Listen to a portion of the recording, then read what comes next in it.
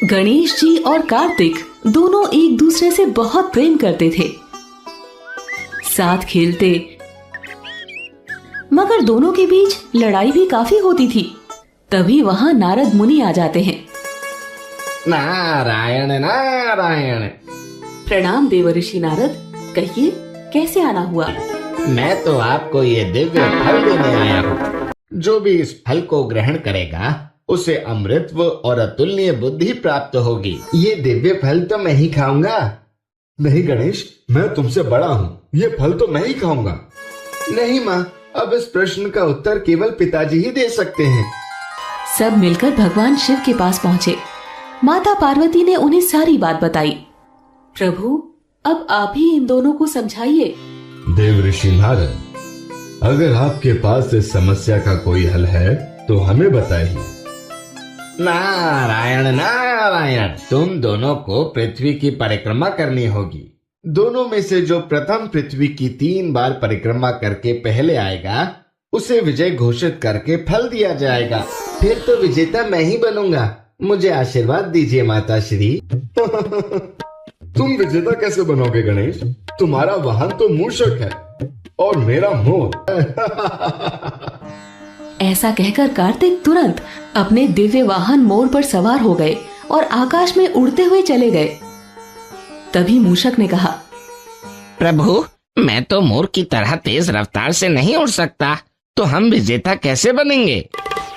मूषक की बातें सुनकर गणेश जी मन ही मन सोचने लगते हैं। तुम चिंता मत करो मूषक, तेज रफ्तार की जरूरत नहीं पड़ेगी। माता श्री, पिताश्री, आप दोनों ही कृपया साथ में विराजमान हो जाइए। गणेश जी ने अपने हाथ जोड़े और भक्ति के साथ भगवान शिव और पार्वती के समक्ष चक्कर लगाने लगे। गणेश को ऐसा करता देख भगवान शंकर, माता पार्वती और देवर्षि नारद चकित रह गए। वो सोचने लगे कि बाल गणेश ये क्या कर रहे हैं।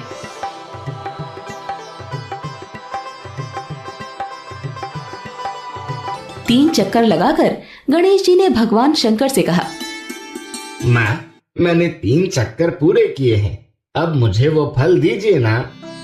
मगर पुत्र, तुमने तो हमारे इर्द गिर्द चक्कर लगाए, तुम तो विश्व के भ्रमण पर गए ही नहीं। माता, वेदों और शास्त्रों में लिखा है कि माता पिता के चरणों में ही पूरा संसार विराजमान होता है।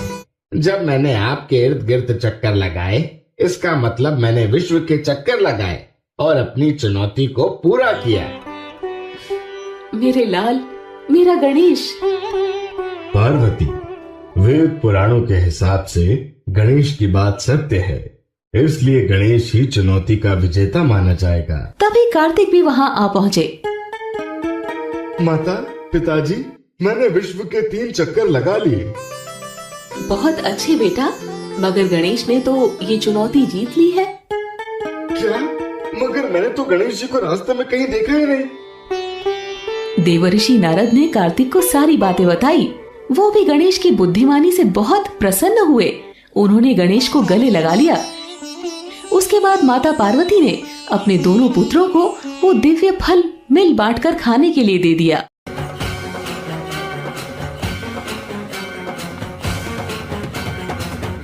टांगण वंदिन चरण डोळ्यान पाहिन रूप तुझे, प्रेमे अलंगिन आनंद पूजन भावे वाळीन